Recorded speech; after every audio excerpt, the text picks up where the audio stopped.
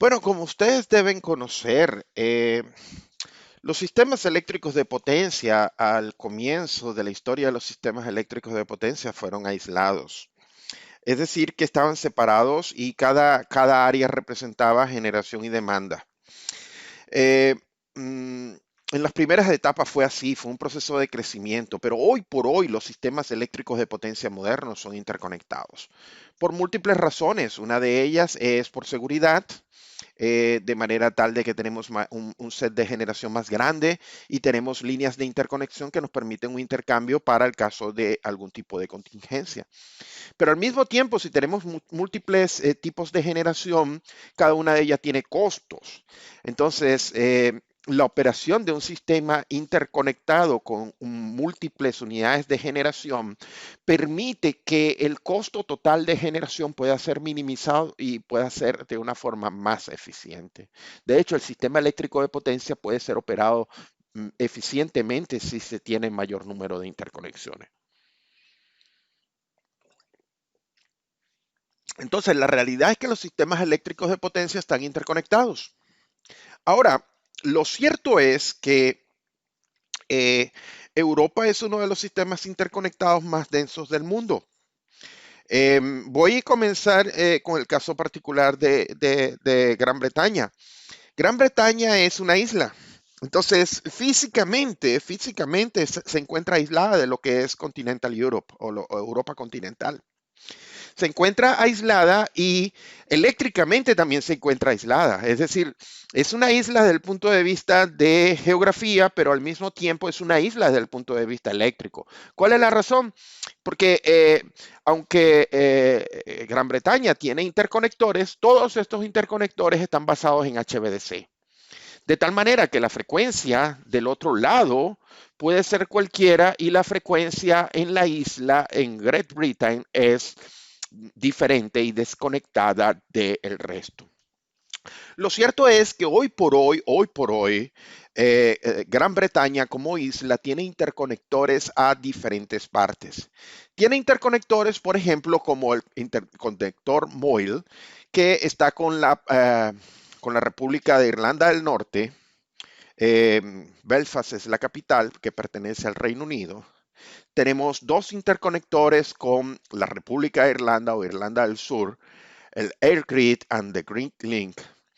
Pero también hay otra serie de interconectores con Europa continental, incluyendo Francia en varias partes, pero también Netherlands, ¿ok? Holanda es otro de los países que estamos interconectados y hay la interconexión también con Dinamarca y con Noruega, ¿ok?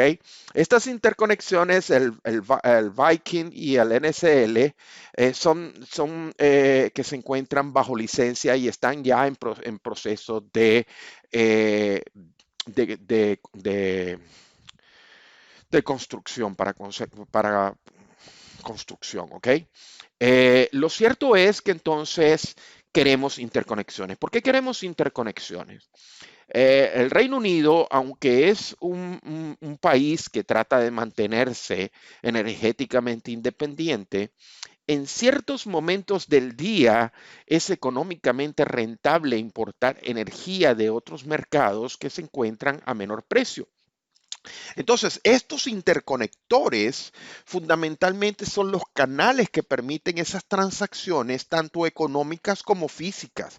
Cuando digo económicas es porque estamos comprando electricidad en otro mercado, cuando digo física es porque estamos importando megavatios y megavatios hora.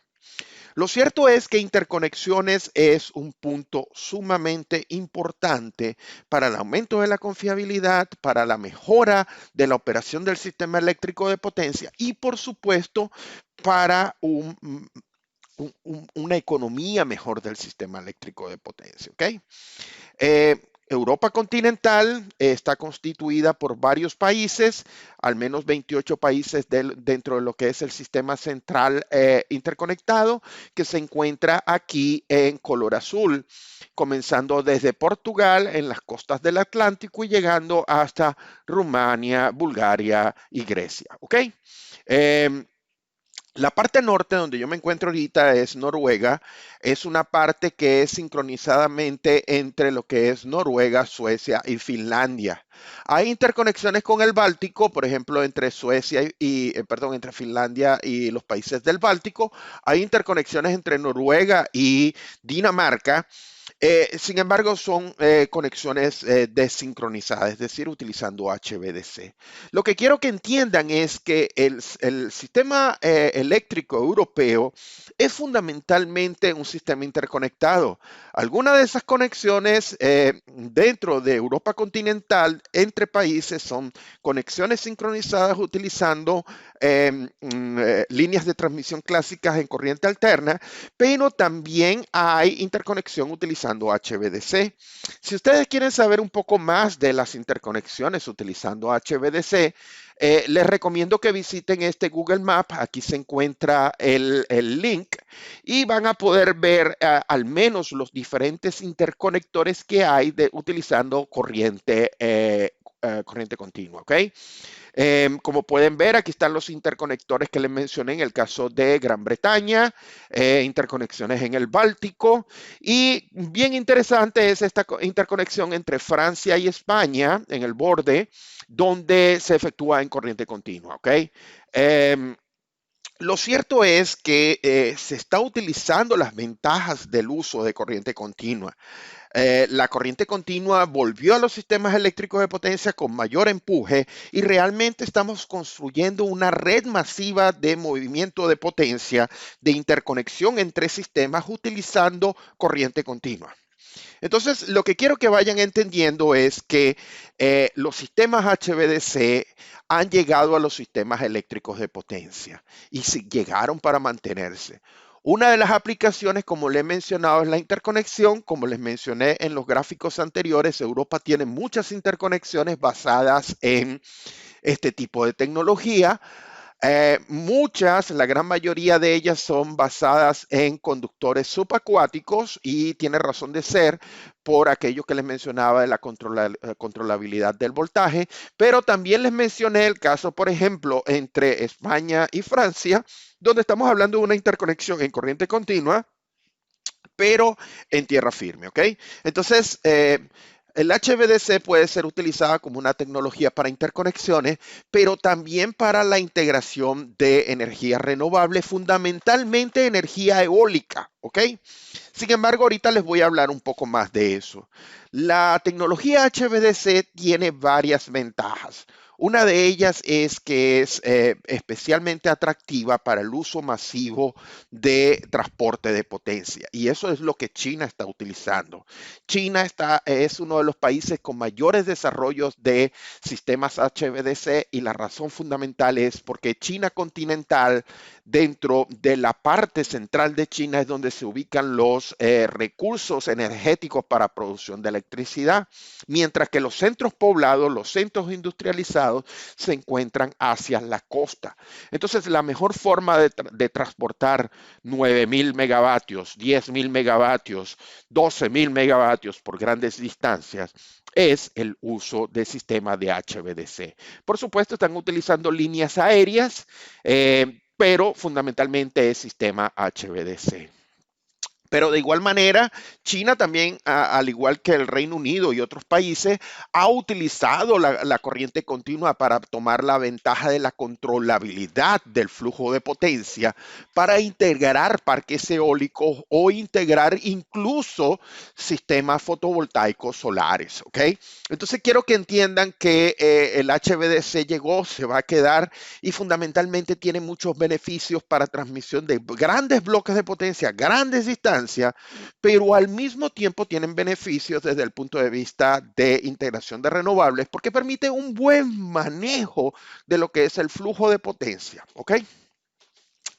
Aquí les presento algunos de los proyectos que Europa en particular ha estado trabajando sobre lo que es la integración y en el uso de corriente continua. Quiero que entiendan algo. Por muchos años hemos trabajado y hemos desarrollado una gran infraestructura de corriente alterna. La corriente alterna ha sido dominante y se mantiene todavía dominante dentro de los sistemas eléctricos de potencia. Sin embargo, la producción de energía en corriente alterna es muy simple. Sin embargo, la transmisión es un poco más complicada. El control de la potencia empleando corriente alterna es más complicado, especialmente porque tenemos potencia reactiva dentro del sistema. Pero lo que hemos estado haciendo los ingenieros electricistas de una manera bien inteligente es crear como una layer, como una capa donde los sistemas HVDC se están integrando con los sistemas AC, lo que nosotros llamamos los sistemas híbridos, sistemas AC y DC interactuando entre ellos. Y entonces tengo que mencionarle dos grandes proyectos. El proyecto Supergrid es un proyecto que es la creación de la autopista de energía eléctrica en lo que es Europa. Y fundamentalmente el proyecto Supergrid lo que quiere hacer es maximizar los flujos de potencia en diferentes partes de Europa para maximizar la integración de energía renovable. Estamos hablando en el sur, mucha energía fotovoltaica, en el norte, especialmente en el mar, mucha energía eólica costa afuera. Entonces, Supergrid va a ser ese canal que va a permitir el flujo de potencia hacia los centros de consumo. Por ejemplo, aquí en el año 2012 yo publiqué un paper, un artículo, y en ese artículo hablaba sobre lo que era la fase 1 del proyecto Supergrid. Como les mencioné, aquí en color rosado hay multigigavatios parques eólicos costa afuera y el Reino Unido, Noruega, parte de Europa continental en Bélgica y Alemania pueden efectuar la interconexión de estos campos eólicos, de estos parques eólicos utilizando corriente continua. Y esa es la fase 1 del proyecto Supergrid, ¿ok? Proyecto Supergrid, ustedes lo pueden buscar en internet, en Google, y pueden encontrar mayor cantidad de información. Fundamentalmente, el proyecto Supergrid, aunque trabaja con toda la integración del sistema europeo, parte bien excitante, parte bien bonita de estudiar es el desarrollo del potencial eólico costa afuera del Mar del Norte, ¿ok? Tengo que hablarles de otro proyecto. Este proyecto es el famoso proyecto Desertec. El proyecto Desertec era un proyecto propuesto por los países europeos, por supuesto, para generar electricidad renovable de tipo fotovoltaico. Pero la idea era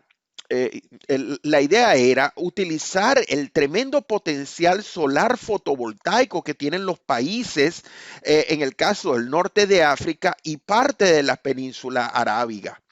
Entonces, países en la parte norte, desde Egipto hasta Marruecos, iban a estar populados por una gran cantidad de parques fotovoltaicos, al mismo tiempo plantas de desalinización, es decir, creando tanto beneficio local como producción masiva de energía solar fotovoltaica.